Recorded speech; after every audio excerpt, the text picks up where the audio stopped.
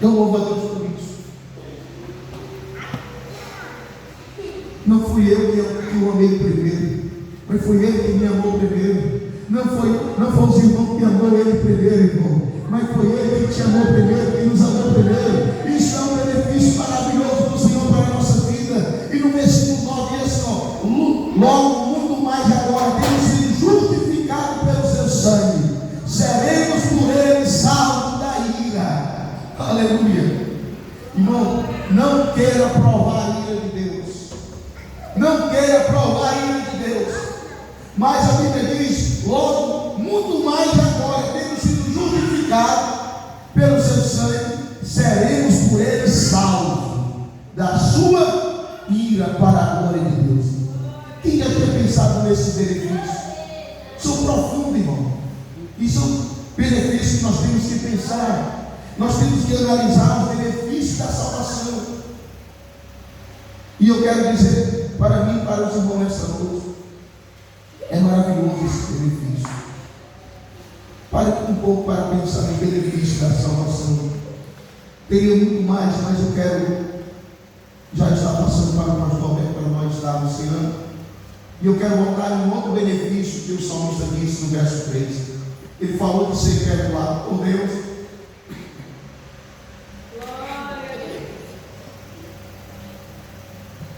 E falou também de ser curado das suas enfermidades. Quem já crê que Deus cura, irmão, as enfermidades? Nós tivemos agora em uma campanha aqui, no segundo dia da campanha, nós vimos uma manifestação tão grande de Deus aqui dentro, que várias pessoas foram curadas ao mesmo tempo, que a gente ouve e glorifica o Senhor por isso. E Ele continua o mesmo. Ele continua curando, restaurando, restituindo para a glória de Deus. Nós podemos ver, meus amados irmãos, que o Senhor Jesus está sempre em movimento. O primeiro ponto que nós destacamos é o ponto principal para a nossa vida, que é a salvação em Cristo. E esse outro é de sermos curados. E Ele continua curando, sabe? Continua. Quem já crê que Jesus opera prodígios, milagres e maravilhas?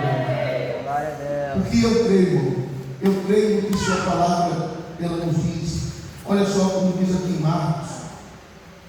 Quando a gente vai meditar, pensar, Marcos 16, versículo de número 20, diz assim: e eles, tendo partido, pregaram por todas as partes, cooperando com Ele no Senhor, confirmando a palavra com os sinais que se seguiam. Amém.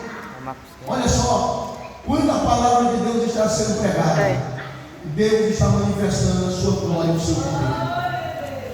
Quando a palavra de Deus está sendo pregada, a gente dá atenção, a gente volta o nosso coração para a palavra, a gente permite que a palavra entre nos nossos corações. Neste momento, o Senhor pode operar, Ele pode fazer o paralítico andar, Ele pode fazer o cego ver, Ele pode, meus amados, repreender pedras, enfim, Ele pode arrancar a enfermidade que está na vida do homem para a glória dele. Deus continua curando e restaurando saúde ainda no meio do seu povo. Quando nós vemos, meus amados irmãos, pela palavra do Senhor, havia um homem que era cego e mendigo. Ele começou a clamar, ele começou a pedir misericórdia ao Senhor Jesus, dizendo: Jesus, filho de Davi, tem misericórdia de mim. E ali, meus amados, quando ele começou a clamar, muitos o repreenderam para que ele se calasse, mas ele clamava cada vez mais, dizendo: Jesus, filho de Davi, tem misericórdia de mim. E ali, meus amados irmãos, em Marcos capítulo 10, versículo 49, Jesus para. Quando Jesus para, manda um chamado. Quando Jesus manda um chamado, meus amados irmãos, falaram para aquele homem, dizendo: tem de bom ânimo, levanta aquele que chama. E aquele homem, meus amados irmãos, lançou de si a sua capa, e ele foi ter com Jesus para a glória de Deus.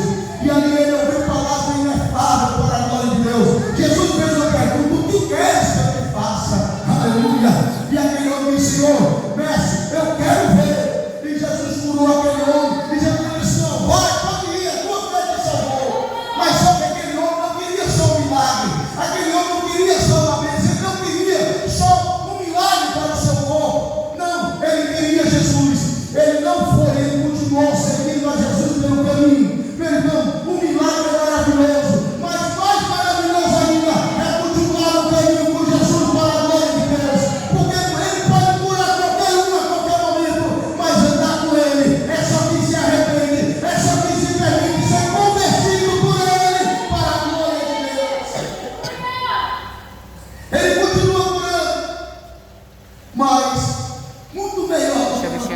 Obrigado.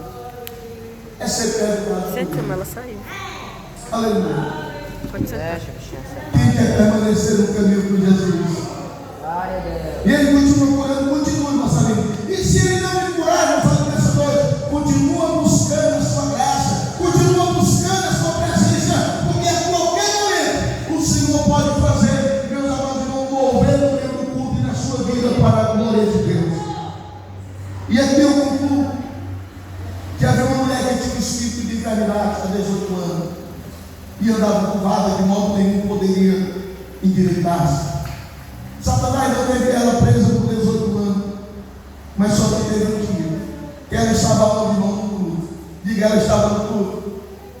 Você está no culto nesta noite? Quem está no culto nesta noite, irmão? Quem está no culto nesta noite para a glória de Deus? Se nós estivermos no culto, Jesus também estava no culto naquele dia com aquela mulher. E eu creio, meus amados irmãos, que o Espírito Santo está aqui no nosso meio nesta noite. Quem crê mais que o Espírito Santo está aqui nesta noite para a glória de Deus? Porque se nós cremos, tudo é possível que crê nesta noite para a glória de Deus. Então, meus amados, aquela mulher estava no culto e Jesus também estava. E nesta noite não é diferente para a glória de Deus. Jesus viu aquela mulher, mandou que a chamasse e disse para aquela mulher: mulher, está livre da tua enfermidade. Que tem gente que dizer, não, essa enfermidade não é tua, não está no teu corpo, é tua. Tem coisa correr. Agora, quando Jesus cura, não é outra coisa, eles somos libertos dessa enfermidade. Quem já ouviu? Porque tem pregador que diz, essa enfermidade não é sua, não, se está em nós, é nosso, tem coisa correr. Miguel. Foi Jesus que disse, mulher, está livre da tua enfermidade. Não adianta nós queremos negarmos a realidade. Se quisermos enfermo, Senhor, estou enfermo, está em mim essa enfermidade, mas eu continuo crendo que o Senhor continua curando para a glória de Deus. E aí nós falamos com Jesus, disse, mulher, está livre da tua enfermidade. E ele ainda fez algo mais, pôs as mãos sobre ela. E logo ela se ergueu. E qual é a enfermidade daquela mulher? O pecado. Posso lá? Mas como assim, moça amiga? Mas o que está olhando não é um espírito de enfermidade, sim. Os demônios só têm autoridade sobre nós se nós estivermos no pecado. É o pecado que dá autoridade a Satanás para que ele venha agir sobre nossas vidas. Mas quando a gente decide ouvir a voz de Deus e obedecer, não tem demônio que resista à presença do Senhor. Não tem demônio que permaneça aonde tem o coração quebrantado e contrito e que se arrepende dos seus pecados para a glória de Deus. E o que aconteceu? Aquela mulher ouviu a voz de Jesus e obedeceu. E o demônio teve que sair. E aquela mulher, Jesus, aquela mulher estava curvada.